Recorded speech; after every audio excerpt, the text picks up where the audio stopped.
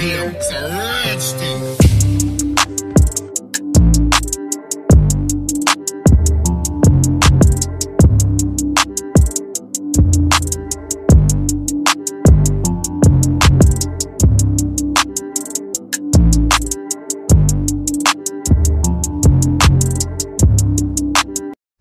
ሰላም እንዴት ናችሁ? ሰላም ነው እኛ ልውል እግዚአብሔር ይመስገን በጣም ደህና ነን። በቅድሚያ ወደ ቻናላችን እንኳን ደህና መጣችሁ እያልን በዚህ ቻናል ዜናዎችን አገርኛና ዓለም አቀፋዊ ትኩስ መረጃዎችን ወደናንተ ዘን ቀርባለን። ታዲያ ምን ይጠብቃሉ? አሁኑኑ ሰብስክራይብ የሚለውን በመጫን ቤተሰብ ይሁኑ። ዘወትር የምንለቃቸው ቪዲዮዎች ወደናንተ እንዲደርሳችሁ የደወል ምልክቷን በመጫን የዘወትር ተከታታዮቻችን ተሆኑ ዘንድ በአክብሮት እንጋብዛችኋለን። አሁን በቀጥታ ይዘንላችሁ ወደ መጣነው ቪዲዮ እንገባለን። እስከ መጨረሻው አብራችሁን ቆዩ። እናመሰግናለን።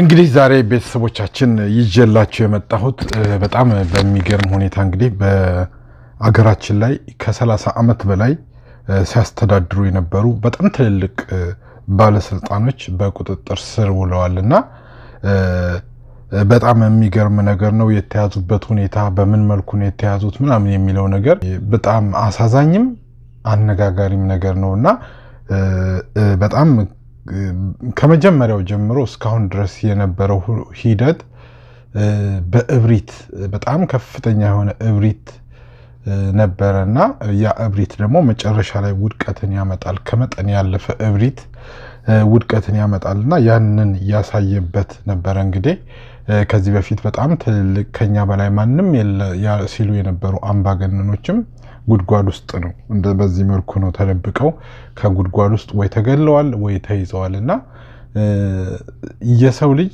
ከታሪክ ክስተት ውስጥ ብዙ ነገር መማር አለበት ብዬ አስባለሁና አሁንም የሚኖሩት ባለስልጣናት አሁንም እየመሩ ያሉ ባለስልጣናት ወደፊትም የሚመሩ ባለስልጣናት እንደዚህ አይነት ነገርን መማር አለባቸው። ከራሳቸው ሳይሆን እንደዚህ ከታሪክ ከነበረ ክስተት የሆነ ነገርን መማር መውሰድ መቻል አለባቸው። ትምህርት መውሰድ መቻል አለባቸው። ከመጠን ያለፈ እብሪተኝነት ከመጠን ያለፈ በደልና ግፍ ሰው እንኳን ባይሆን እግዚአብሔር ይቀጣልና እንግዲህ እኔ እንደዛ ነው የታየኝ። አሁን የተያዙበት ሁኔታ ሰዎቹ ሲታዩ የነበራቸው ከዚህ በፊት የነበራቸው ፈላጭ ቆራጭነት በፈለጉበት ቦታ የፈለጉትን ማድረግ የሚችሉ ሰዎች አሁን ግን በዚህ መልኩ የለበሱት ልብስ ሁሉ ነገራቸው ሲታይ በጣም የሚገርም ሁኔታ ነው የተያዙበትና አሳዛኝ ነው። ምክንያቱም እንግዲህ መንግስት በጣም ብዙ ጥረት አድርጓል። ይሄ ጦርነት እንዳይፈጠር በጣም ብዙ ለምኗል። በሽማግሌዎች በሃይማኖት አባቶች በእናቶች በሁሉም ሲያስለምን ነበር። ነገር ግን እነሱ በእብሪት ላይ ስለነበሩ ከ30 ዓመት በላይ አገሪቷን እንደፈለጉ የሚያደርጉ ስለነበሩ ይሄ ይመጣል ብለው የሚያይ ጭንቅላት አልነበራቸውም በወቅቱ። ስለዚህ ማንንም መስማት አልፈለጉም። የሃይማኖት አባቶች እናቶች ሽማግሌዎች ለነሱ ምንም አልነበሩምና እንግዲህ ያግፍና በደል እብሪት እዚህ ያደረሳቸው ነው የሚመስለው።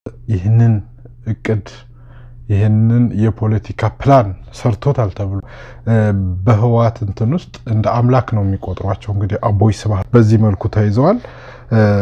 እንግዲህ የጥፋት ስትራቴጂስቱና ዋናው የጁንታው መሪ ስብሃት ነጋ ናቸው። እንግዲህ የተያዙት ሰርጥ ውስጥ ነው። ሰርጥ ውስጥ ለመግባት በጣም አስቸጋሪ የሆነ ቦታ ጠባቂዎቻቸው ተሸክመው እንዳስገቧቸው ነው እንግዲህ መረጃው የሚያሳየው።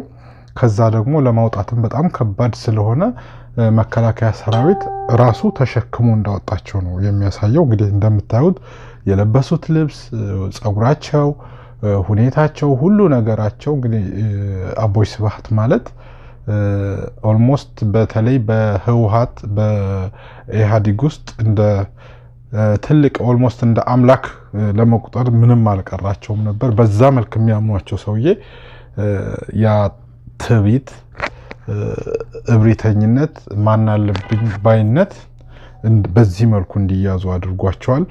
ነገር ግን እኔ አንድ ደስ ያለኝ ነገር ምንድነው ሳይሞቱ መያዛቸው በዚህ መልኩ መያዛቸው አለመሞታቸው ደስ ይላል። ምናልባት እነዚህ ሰዎች ባላቸው ጊዜ እንኳን የሆነ ነገር ህዝቡ ከነሱ በእንደዚህ መልኩ መያዛቸው የሆነ ነገር እንዲማር ያደርጋል። ህብረተሰቡ በተለይ አሁን በስልጣን ላይ ያሉ ሰዎችም ከነዚህ የሆነ ነገር ይማራል ብዬ አስባለሁና በጣም የሚገርም ነው። አቦይ ስብሃት እንግዲህ እኔ አላቅም በጣም ለረጅም አመት ነው እንግዲህ እስካሁን ድረስ በስልጣን ላይ ፍለፊት እንኳን ባይሆኑም ሁሉን ነገር ከጀርባ ሆነው የሚሰሩት የሚያደርጉት የሚፈልጡት የሚቆርጡት እሳቸው ናቸውና እስከ ውጭ ድረስ እጃቸው ሰፊ ነው በገንዘብም በሁሉም ነገርና አሁን ግን በዚህ መልኩ እንትን ውስጥ እንደዚህ ሰርጥ ውስጥ ተደብቀው ለዝንጀሮ እንኳን የሚከብድ ቦታ ነው እንግዲህ ተይዘዋል እየተባለ የሚወራው። እንደሚታየውም እንግዲህ ፎቶአቸው ላይ እንደምታዩት በጣም በሚገርም ሁኔታ ነው የተያዙት። ለኢትዮጵያ እፎይታ ነው የሚመስለኝ እኔ ምክንያቱም በጣም ንጹሃን እናቶች ህፃናት ሁሉ ነገር እየተበደሉ እየተጨፈጨፉ ነበር። ይሄ ግፍ እግዚአብሔር በቃ ያለ ነው የሚመስለኝና በጣም የሚገርም ነው። ሁለተኛው ደግሞ እንግዲህ የእሳቸው እህት የአቦይ ስብሃት ነጋ እህት ቅዱሳን ነጋም ይሄው በዚህ መልኩ እሷም እንግዲህ ተይዛለች። እሷም ለብዙ አመት ብዙ ነገር ነበራት ብዙ ነገር ስትሰራ ነበር። የቀድሞ አፈ ጉባኤ ነበረች እንግዲህ ትልቅ ቦታ ነው አፈ ጉባኤነት እስከዛ ድረስ ስትሰራ ነበረች እንግዲህ ቅዱሳን ነጋም እንግዲህ ከነሱ ጋር ጉድጓድ ውስጥ ሆና ነው እንግዲህ በቁጥጥር ስር የዋለችው። ከዛ ሲቀጥል ደግሞ የአዲስ አበባ ምክትል ከንቲባ የነበረው ዶክተር ሰለሞን እሱም እንደዚሁ በሚገርም ሁኔታ ነው የተያዘው። ዶክተር ሰለሞንም የአዲስ አበባ ምክትል ከንቲባ ማዕረግ ደረጃ መስራት ትልቅ ስልጣን ነው። እሳቸውም እንግዲህ በጣም ወጣት ነው በነገራችን ላይ እንደሚታየው በእድሜም ደረጃ በጣም በወጣትነት ደረጃ ነው ግን ትልቅ ቦታ ነው ምክትል ከንቲባ ድረስ ነበረ። ያንን ነገር በአግባቡ ለመጠቀም ግፍ ስለበዛ ለዚህ ዳርጓቸዋል ማለት አዲስ አበባ ምክትል ከንቲባ ዶክተር ሰለሞን እንግዲህ በዚህ መልኩ ነው የተያዘው ማለት ነው። በጣም አስገራሚ ነገር ነው። ሌላኛው ደግሞ ታጋይ አባዲ ዘሙ የሚባለው ነው። ታጋይ አባዲ ዘሙም በጣም የሚገርም ነው እንግዲህ ለረጅም አመት ከነሱ ጋር የነበረ ፈላጭ ቆራጭ የነበረ ነው። እሱም እንግዲህ በቁጥጥር ስር ውሏል። ታጋይ አባዲ ዘሙ ህወሓት ውስጥ ለረጅም አመታት ቁልፍ ቦታዎች ነበረው። የመለስ ዜናዊ ቅርብ ሰው ነበረ ታጋይ አባዲ ዘሙ እና ፈላጭ ቆራጭ ነበረ ታጋይ አባዲ ዘሙም እሱም እንግዲህ በሚገርም ሁኔታ በዚህ መልኩ ተይዘዋል። ሌሎችም አሉ በጣም ብዙ ናቸው ወደ 9 አካባቢ ናቸው የተያዙትና ሁሉም የተያዙበት መንገድ በዚህ መልኩ ልክ እንደ አይጥ ነው እንግዲህ ሰርጥ ውስጥ ዝንጀሮ በጣም ከባድ ቦታ ነው ተብሏል። እንግዲህ በተለይ አቦይ ስብሃት በዚህ እድሜያቸው እዛ ውስጥ እህቱ ራሱ ታናሽ እህቱ ቅዱሳን ነጋ በዚህ መልኩ መያዟ ትንሽ የሚገርም ነገር ነውና በጣም ያሁኑ መንግስት በተለይ በአሁን ሰዓት ላይ ያለ መንግስት ከነዚህ ሊማር ይገባል። ግፍና በደልን መቀነስ መቻል አለባቸው። ሙሉ በሙሉ እንኳን ማስቀረት ባይችሉ ይሄ ሙስና ግፍ በደል ከመጠን ያለፈ ግፍና በደል መቅረት አለበት። ምክንያቱም እነሱም ሰው ናቸው ነገ የሆነ ነገር ሊደርሱ ይችላሉ። በአገራቸው ላይ በሰላም ስልጣን ለቀው በሰላም ተከብረው መኖር ቀላል ነገር አይደለም። ለምሳሌ ጠቅላይ ሚኒስተር የነበሩት የድሮ ኃይለ ማርያም ደሳለኝ ይህንን እድል ማግኘት ቀላል ነገር አይደለም። እኔ በነገራችን ላይ የድሮ ጠቅላይ ሚኒስተር ኃይለ ማርያም ደሳለኝ በቃ ጥሩ ነገር ነው የሰሩት እስከሚችሉ ድረስ ሄዱ አልቻሉም። ለጠቅላይ ሚኒስተር ዶክተር አብይ አህመድ በሰላም አስረከቡ። ያ ትልቅነት ነው አስተዋይነት ነው።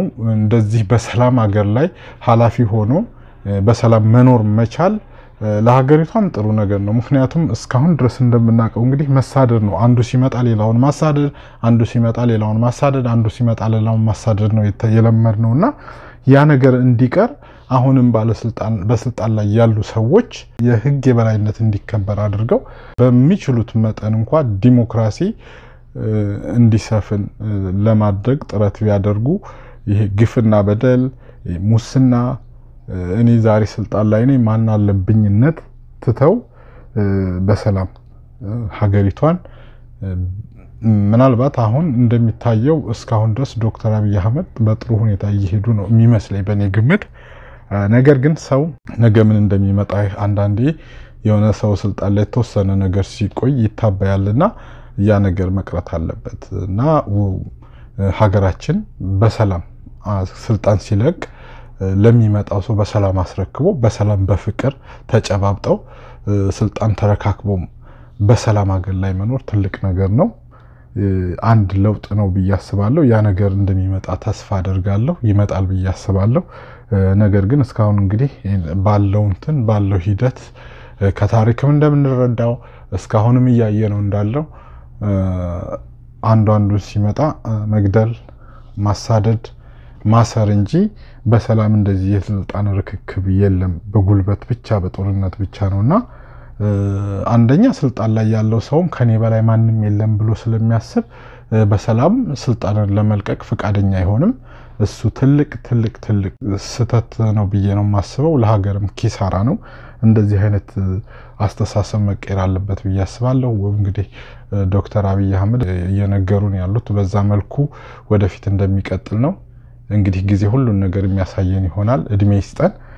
በተረፈ እንግዲህ ሌሎችንም እንደዚህ ተይዘው በሰላም ሰው ሳይሞት ቢያዙ ደስ ይላል አንደኛ እነሱም መያዛቸው ምናልባት ባለቻቸው ጊዜም የሆነ ነገር ሊማሩ ይችላሉ ባይሆንም እንኳን ሰው ከመሞት ምንም ያገኙት ነገር የለም ቅጣታቸውን በእስር በህግ ብቻ ቅጣታቸውን ቢያገኙ ጥሩ ነገር ነው የሚል ተስፋ አለኝ አገራችንን ሰላም ያድርግልን በተረፈ ለዛሬ ይጨላችሁ የመጣሁት ይሄን ነው ቤተሰቦቻችን ቪዲዮውን ከወደዳችሁት ላይክ ሼር እና ኮሜንት አድርጉ የትኛውም አይነት ሐሳብ አስተያየት በኮሜንት መስጫው ላይ ብትጽፉ በደስታ እንቀበላለን መልካም ቀን እንግዲህ ቤተሰቦቻችን ለዛሬ ይዘንላችሁ የመጣ ነው ይሄንን ይመስል ነበር ቪዲዮአችንን ከወደዳችሁት ላይክ ሼር እንዲሁም ለቻናላችን አዲስ ይሆናችሁ ሰብስክራይብ በማድረግ ዘወትር የምንለቃቸው እውነተኛና ትክክለኛ መረጃዎች ወደ እናንተ ይደርሱ ዘንድ የደወል ምልክቷን በመጫን የዘወትር ተከታታዮቻችን ትሆኑ ዘንድ በአክብሮት እንጋብዛችኋለን ስለተከታተላችሁን ከልብ እናመሰግናለን በሌላ ቪዲዮ እስከምንገናኝ መልካም ጊዜ እንወዳችኋለን እናከብራችኋለን ባይ ባይ